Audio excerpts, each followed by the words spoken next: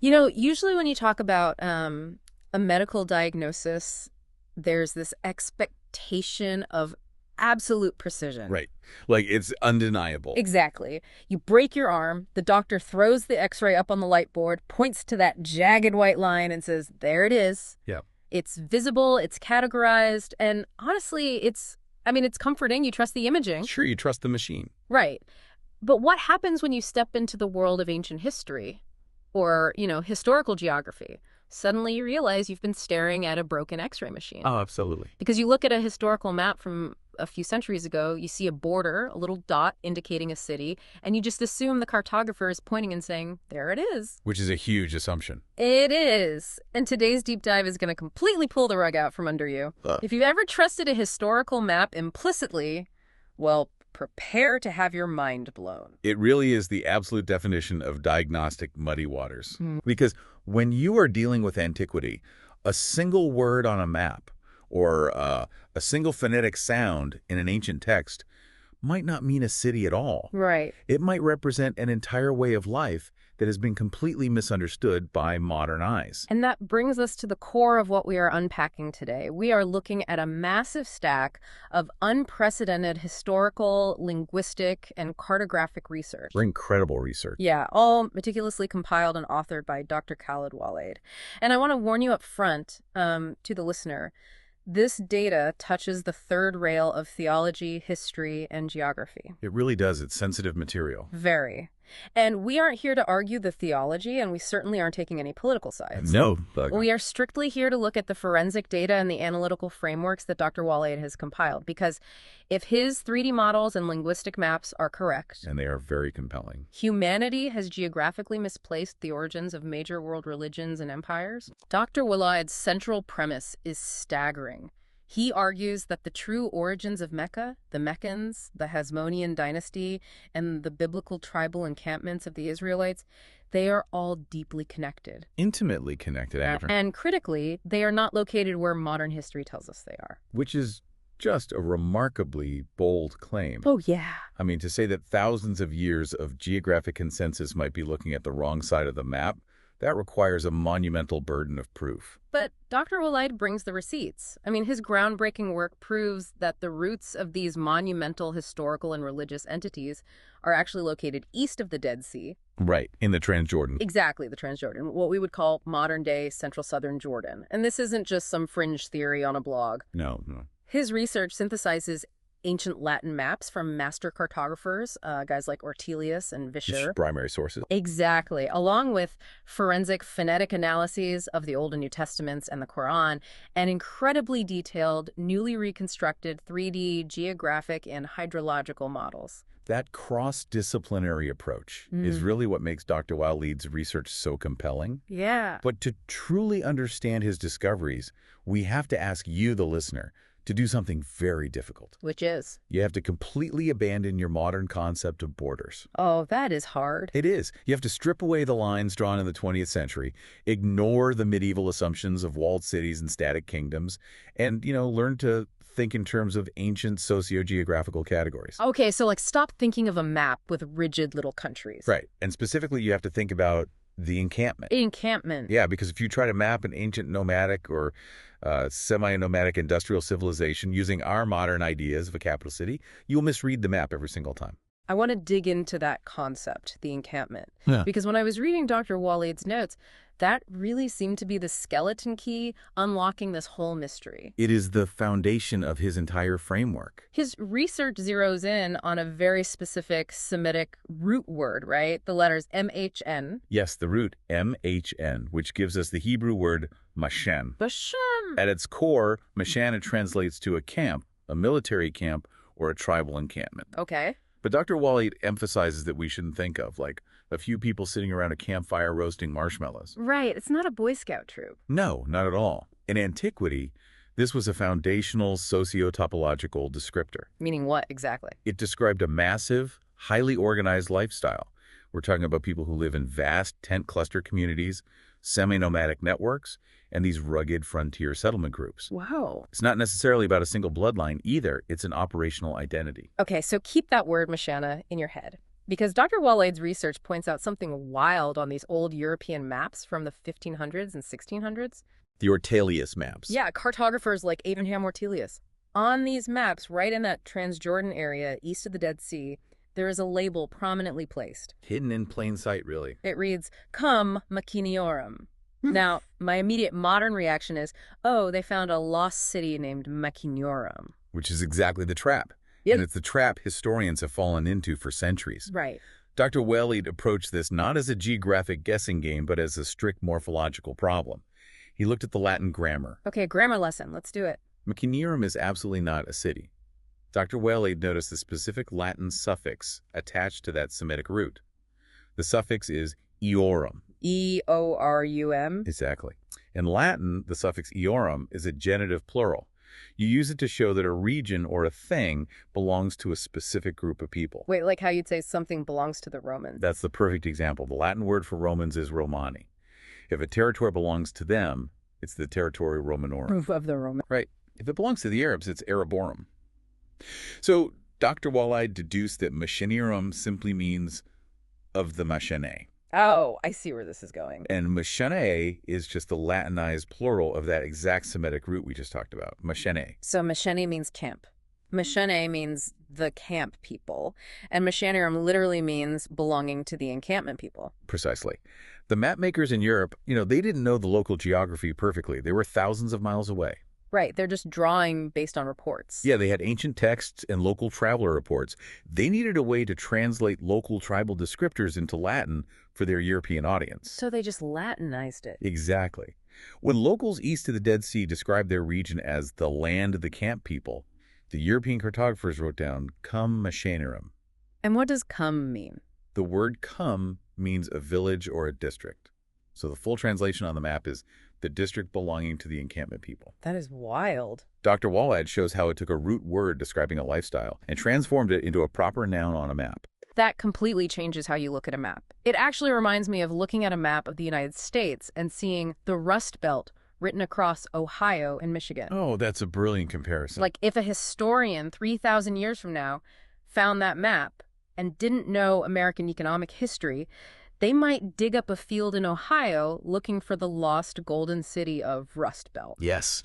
They would be mistaking a socioeconomic descriptor, a way of life based on manufacturing, for a specific town. That is a perfect analogy.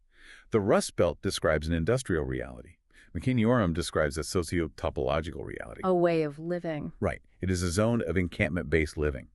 And Dr. Waleed proves that this Latin map label perfectly matches how ancient texts, particularly the Bible, use the word Machaneh. How so? When you read the book of Numbers, you aren't just looking at the tribe of Judah as a genetic family tree.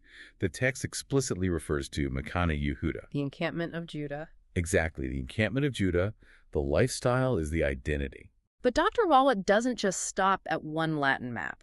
I want to talk about his onomastic extraction. His study of names. Yeah, because this is where the sheer volume of data just becomes overwhelming. He tracks the phonetic cluster of this root, the mach, mac, or mix sounds. It's a very specific phonetic footprint. And he finds this phonetic web cast all over the ancient texts. The phonetic web is undeniable once Dr. Waleed maps it out. He traces the root MHN and its phonetic cousins like MKB, MQH, and so on. Right. When you do that, a whole host of names suddenly jump out at you. Names like Makkah, Machir, Micah, Makeda, Milka, Mulkus. They all share that sound. Yes. These aren't just random disconnected people or places. Dr. Waleed's research catalogs 15 specific biblical personal names that share this exact Mach, Mac, or Mick phonetic cluster. Okay, so he isolates these 15 names, but then where do they actually end up on the map when you track their stories? This is the statistical revelation that anchors Dr. Waleed's entire premise. When he mapped these 15 names geographically, based strictly on where the ancient texts place them, a staggering 73.3% of these names are natively located in the Transjordan. Wow, over 70%. Yeah.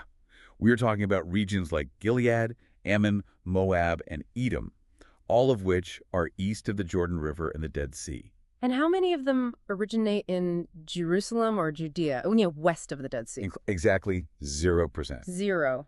None of them. None. Come on, you know there are people listening right now who know their texts backward and forward. Oh, I'm sure. Someone is screaming at their dashboard, wait a minute, what about Melchiah? He's a priest in Jerusalem. Or what about terms like Miktam in the Psalms or Maktesh in the book of Zephaniah? Right. Those are West Side references, aren't they? It's a completely fair pushback.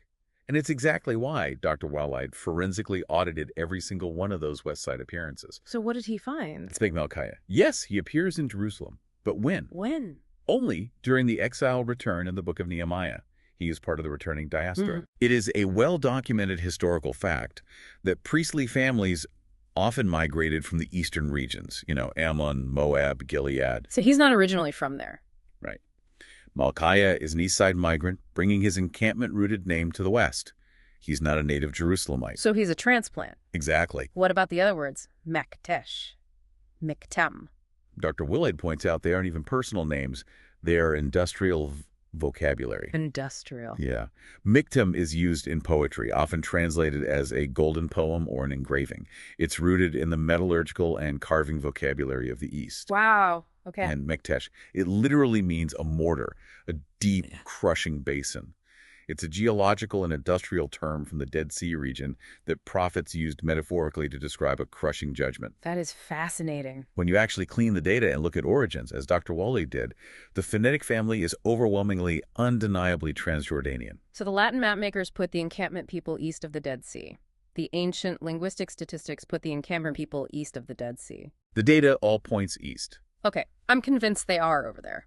But if this massive Machaneh civilization is operating in the Transjordan, where is the nerve center? I mean, a network that big needs a capital. It does. But again, we can't look for a European-style walled capital with castles and moats. Right, because they are an encampment culture. Exactly. We have to look for the center of the encampments, and that brings us to the concept of al-Qura. Now, that is a heavy term.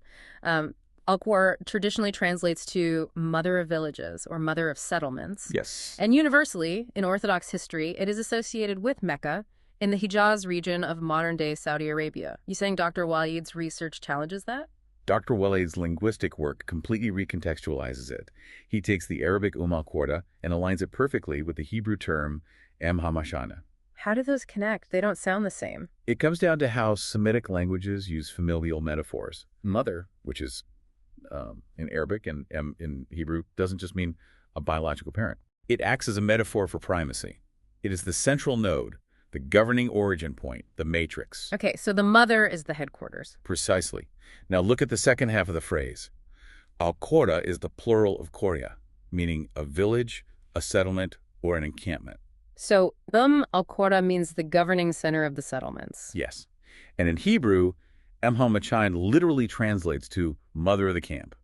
Linguistically, culturally, and functionally, they are identical operators. That's a massive connection. They both describe the central leading encampment of a massive nomadic network. And Dr. Waleed notes that in the biblical topology, the mother of the camps is always the Machaneh of Judah, Right. which is positioned eastward toward the sunrise, leading the entire procession.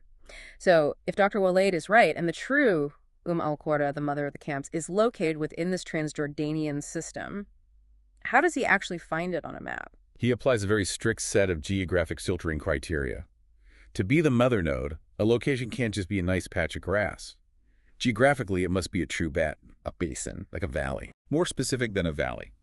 A batten is a deep, natural bowl or basin that provides interior protection. Okay. Second, it must be in close proximity to the Dead Sea to control the extraction of minerals. Right, you need access to the resources. Third, it has to be elevated enough at its rims to exercise military and visual control over the surrounding plateau. So you can see anyone coming. Exactly. Finally, it requires multi-directional access for ancient trade routes. When Dr. Waleed runs these strict topological filters across the geography east of the Dead Sea, almost every location fails. Except one. Except one. The Wadi Mujib Batten and the surrounding Diyarbakir Arnon Highlands. I looked at Dr. Waleed's 3D models of Wadi Mujib, and honestly, it's terrifyingly beautiful. It is stunning. We aren't talking about a gentle rolling hill. Wadi Mujib, which is historically known as the Arnon Gorge, is sometimes called the Grand Canyon of Jordan. And for good reason. It is a massive, plunging, naturally fortified bowl. Exactly. It's one of the deepest and most rugged basins in the Levant.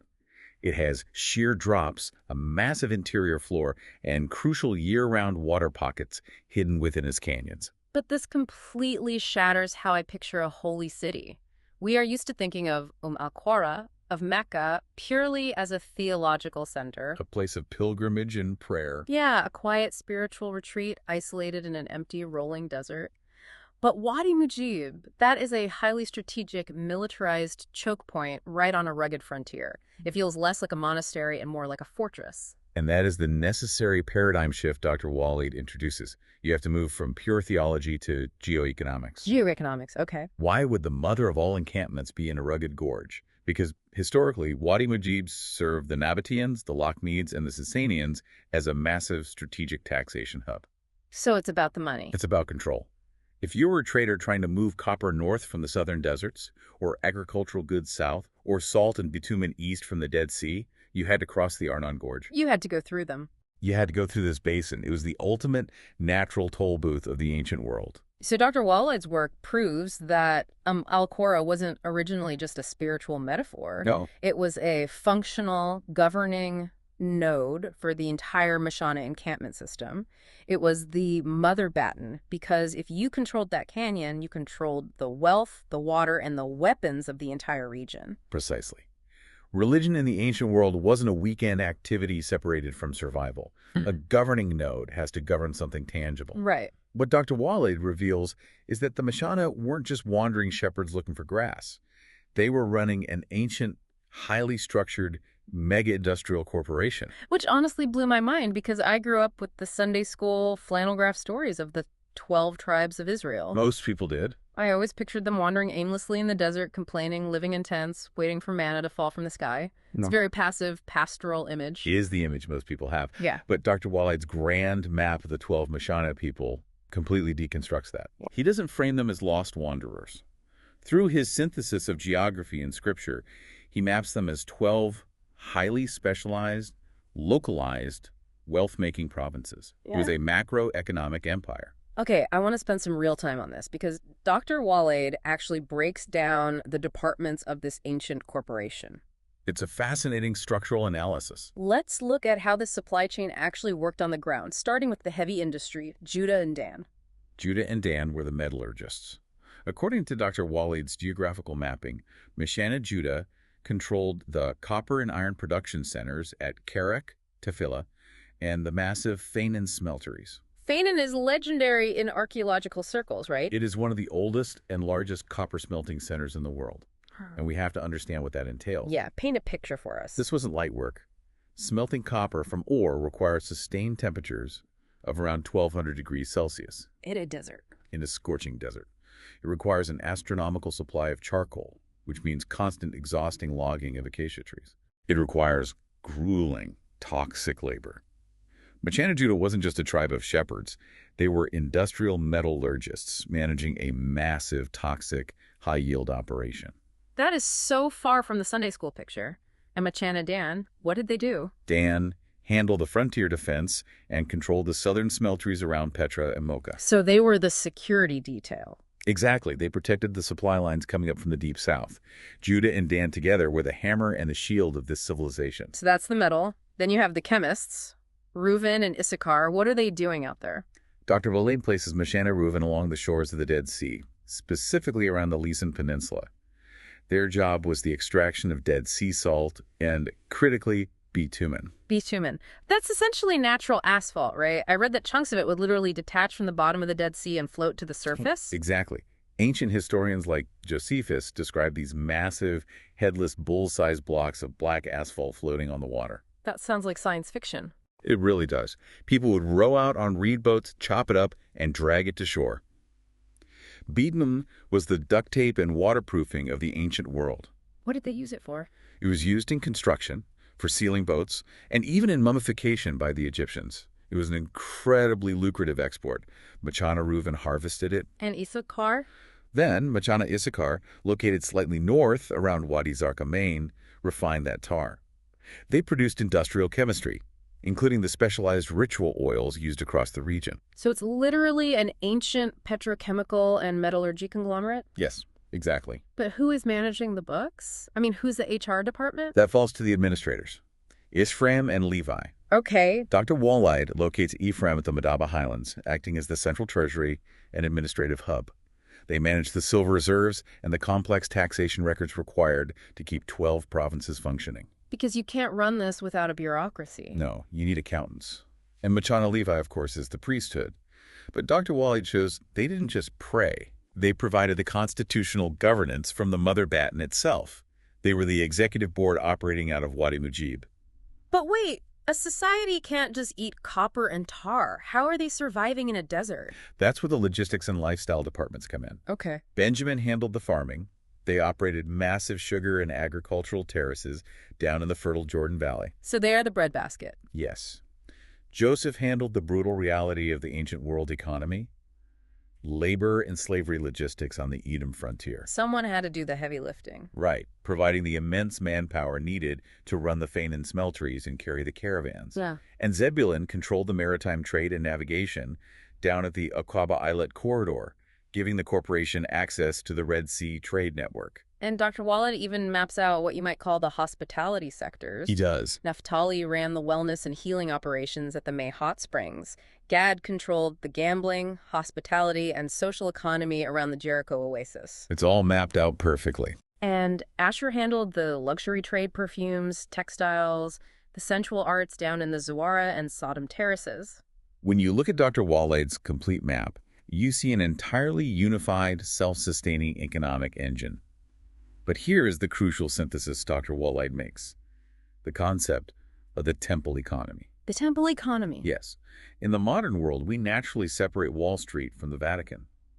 We think of church and state, commerce and religion as different spheres. Yeah, completely separate. In the Machaneh civilization, religion anchored the economy. There was zero separation between the temple and the treasury. So practically speaking, what does that mean for the guide chopping bitumen out of the Dead Sea or the worker choking on smoke in the Fainan copper mines? It means that the copper from Fainan, the iron from a Taurus, and the silver from the Dead Sea didn't just go to a secular king's vault. They converged at the mother batten at Wadi Mujib as sacred tribute. Wow. Dr. Waleed explains that in this system, to trade, you had to worship. And to worship, you had to pay tribute. All tied together. Exactly. The smelteries themselves were shrines. The act of purifying copper from stone wasn't just industrial chemistry.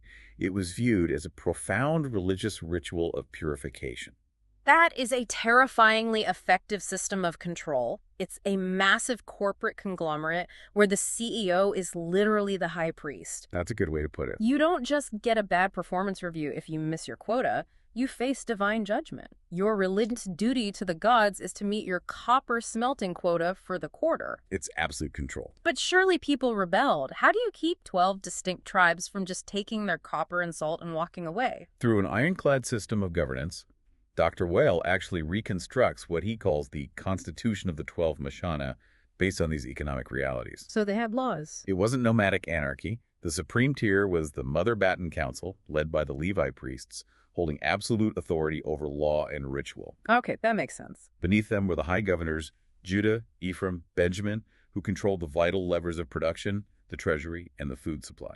And if you broke the rules or rebelled against the quota? The punishments weren't just spiritual excommunication. They were severe economic sanctions.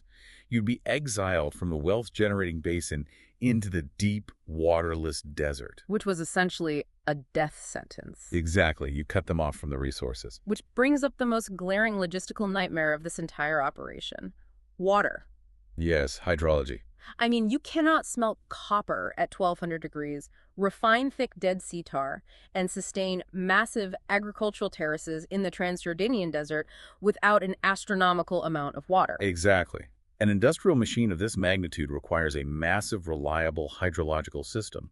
And this is where Dr. Waleed's research connects a very specific, almost mythological biblical story to the hard physical geography of Jordan. The story of Elam in the book of Exodus. Yes. In the text, the Israelites are wandering in the wilderness, and they arrive at an oasis called Elam. And the text gives us very specific numbers. The numbers are 12 and 70, right? Yes, there are exactly 12 springs of water and 70 palm trees. Now, I always assumed those numbers were just symbolic. 12 tribes, so 12 springs, 70 is a holy number in antiquity. It reads like a fable. The numbers do echo throughout biblical literature, but Dr. Waleed asks a different question. What if it perfectly describes a physical hydrological reality in the Transjordan? Okay, so where does he map it to? His models point directly to the Algefer Valley. What is the Algefer Valley? It is a massive endorheic basin located east of the Dead Sea corridor, out in the Jordanian desert. Okay, for those of us who aren't hydrologists, how does an endorheic basin work? Think of it as a closed drainage bowl. Okay. Usually when rain falls, water flows into rivers, which eventually empty into an ocean or a sea. In an endorheic basin, the surrounding geology forms a bowl with no exit. So the water is trapped. Exactly. When seasonal rains and flash floods rush down the surrounding wadis, the water collects in this basin. Because it has nowhere to go, it sinks deep into the ground, creating a massive pressurized subsurface aquifer. Like a giant sponge. It acts like a giant natural water battery for the desert. And Dr. Waleed's hydrological maps show this. Yes, his maps demonstrate how this specific basin naturally fed the water table, creating springs and sustaining the caravan routes that connected the 12 Machaneh locations. They relied on it. Completely. Dr. Waleed maps Al-Jafar as the eastern reservoir of the covenant. The 12 springs of Elim aren't just a metaphor. They literally represent the hydrological lifeblood required to sustain the 12 Machaneh provinces. Okay, if the 12 springs map to the 12 provinces and the actual water table, what about the 70 palm trees? Dr. Waleed aligns the 70 palms directly with the governance structure, the 70 judges. Wait, like the Sanhedrin? Exactly. You see this number everywhere in the text. It's the 70 elders of Moses, the origins of the 70-seat Sanhedrin in Jerusalem. But Orthodox history says the Sanhedrin was a later invention. Modern history often writes the Sanhedrin off as a later Hellenistic political invention in Jerusalem. But Dr. Waleed's research shows that the 70-judge council is actually a deeply rooted structural reality of ancient Transjordan governance. That completely flips the timeline. Think about it. If you are managing a fragile desert water system, feeding massive industrial operations, resource management is a matter of life and death. Absolutely. The 12 Machaneh provinces were governed by 70 judicial elders, drawing their authority from the mother baton, just as the 70 palms draw their life from the 12 springs. It's a perfect reflection of their environment. That makes so much sense. The environment dictates the governance. But when I was reading Dr. Waleed's notes on this region, he introduces a mysterious group into this mix that I had never heard of before. Oh, the Zamzumim? Yes, a group called the Zamzumim. They sound entirely mythological. In the book of Deuteronomy, the Ammonites refer to the ancient, terrifying giant tribe that lived in their land as the Zamzumim. It's a great name. Right, giants. That sounds exactly like a fairy tale you tell kids to keep them from wandering into the desert. But Dr. Waleed brings them firmly into reality using that same phonetic analysis. Yes, remember the Mach phonetic family we discussed earlier? The root words, yeah. Dr. Waleed identifies the word Zamzam as the fourth phonetic branch of that exact same linguistic family. How does Zamzam connect to Machaneh? In Semitic languages, when you take a root sound and reduplicate it like Zamzam, it conveys a sense of continuous, overwhelming action. Overwhelming action. It means a continuous flow, a murmuring, or a deep rumbling presence. Like the murmuring of a massive crowd of people or the continuous flow of a river. Exactly. Imagine standing in a narrow desert canyon. Suddenly, you hear a deep, terrifying rumble echoing off the canyon walls. A flash flood. It's the sound of a massive flash flood rushing down the wadi from the Al-Jafar Basin. That Zamzam sound isn't just a random word. It's an auditory warning of immense natural power. That's terrifying. It is. Dr. Waleed argues that the ancient people applied this descriptive, terrifying term to both the overwhelming water systems and the massive, powerful tribes that controlled them. So the Zamzumim weren't literal 10-foot-tall magical giants. They were the immensely powerful pre-Israelite, proto-Machaneh inhabitants of the Ammon-Gilead frontier. Precisely. And when Dr. Waleed overlays the biblical territory of the Zamzumim onto his maps, it perfectly matches the territories of Machaneh, Gad, Reuven, and Benjamin. The same exact spots. Yes. They were the ancient original inhabitants of this exact industrial and hydrological corridor. They were intrinsically tied to the Zamzamian flow, the continuous hydrological flow of the Al-Jafar and Dead Sea basins. It's like a geological and demographic layering. The Zamzumim are the ancient foundational layer. The Machaneh are the later, highly organized encampment system built on top of them. Right. And both are rooted in the exact same Transjordanian geography and the exact same linguistic phonetic web. It is a brilliant, cohesive synthesis by Dr. Waleed. Okay. The water, the tribes, the words fits together on the eastern side of the Dead Sea. Okay, but this raises a massive question. If you have this sprawling industrial, hydrological, and religious structure securely in place on the east side of the Dead Sea, Yeah. generating unfathomable wealth from copper, iron, salt, and trade tolls, you are a giant target. Oh, absolutely. The richest target around. An economy this rich doesn't survive in the ancient world without an incredibly fierce military. Someone has to protect the Wadi Mujib, Mother Batan. Who defends this? That is the critical question. And Dr. Waleed's research on this front completely shatters one of the most famous and celebrated stories in Western history. We have to talk about the Hasmoneans. The Maccabees. Yes, the Maccabee myth. Okay, lay it out. The traditional story, celebrated for centuries, is that the Hasmoneans were this aristocratic, elite family of priests based in Jerusalem. Right. When the Greeks defiled the temple, these city-dwelling priests retreated to the Judean hills, organized a guerrilla war, and miraculously took back the holy city. It's the foundational story of Hanukkah, the ultimate underdog story of Jerusalem-based scribes and priests turning into warriors. But you're telling me Dr. Waleed's research argues this is entirely backward. Entirely backward. And once again, Dr. Waleed starts by looking at the linguistics, specifically the name itself, Maccabee or Maccabee. Which means? Traditionally, it has always been translated as the hammer. And for centuries, historians have viewed this as a Jerusalem-centric symbol of rebellion, like a hammer smashing the Greek oppressors. But Dr. Waleed says a hammer isn't a symbol of a city scribe. Not at all. Think about it. What is a hammer? It is an industrial tool. Right. Specifically, it is the primary tool of the copper smelter and the blacksmith. Dr. Waleed demonstrates that the hammer is the emblem of the massive Fein and copper mines and the Carrick iron forges we talked about earlier. It is an Eastside industrial icon. So who were the Hasmoneans, really, if they weren't Jerusalem elites? Dr. Waleed's lineage codex proves that the Hasmoneans were not originally Jerusalem aristocrats at all. They were a Transjordanian frontier priestly clan. He identifies them as a hybrid clan. A hybrid of what? A mix of Machaneh Levi, the ritual priests who governed the Mother Batan, and Machaneh Judah and Dan, the metallurgists and frontier guards. Oh, wait, so they were literal hammer priests. Exactly. Hammer priests. Their wealth and their power didn't come from polite Jerusalem temple taxes. Their wealth came from the brutal extraction of Dead Sea salt, the boiling of Zarqamine tar, and the smelting of Fein and copper. That is a harsh way to make a living. It was. They were deeply embedded in the sacred industrial economy of the eastern Dead Sea. They were the muscle that protected the al-Qura encampment network. Okay, I have to push back here. Because if they were Jordanian industrial hammer priests living east of the Dead Sea, making their money off tar and copper, why on earth does all of recorded history associate them almost exclusively with Jerusalem? It's the big question. How does a historical theft of that magnitude even happen? Dr. Waleed answers this very clearly. Greed, expansion, and the rewriting of history by the victors. The oldest motives in the book? Indeed. Jerusalem was a massive prize. It sat on the western trade routes, and it was a highly lucrative revenue machine for pilgrimage taxation. So they wanted a piece of that action. More than a piece. The Hasmoneans, fueled by the wealth and military might of the eastern Machaneh, moved west across the Jordan River to conquer it. They wanted to expand their corporate monopoly. And they succeeded. They took Jerusalem. But their roots, their wealth, and their core identity were 100% Eastside encampment. And Dr. Waleed proves this by looking at how they fought, right? Because if you're a city aristocrat, you fight a certain way. But Dr. Waleed details their specific military tactics, which he calls the hammer fire flow doctrine. Yes, and when you analyze their tactics through Dr. Waleed's framework, it proves unequivocally that they were not city boys. Their military doctrine was designed entirely for the Transjordanian industrial frontier. Walk me through this hammer fire flow doctrine. How did these guys fight? The Hammer Corps, drawn from Judah and Dan, fought using heavy copper and iron weapons forged in their own smelteries. Okay, the heavy infantry. But it's the fire element that is most shocking.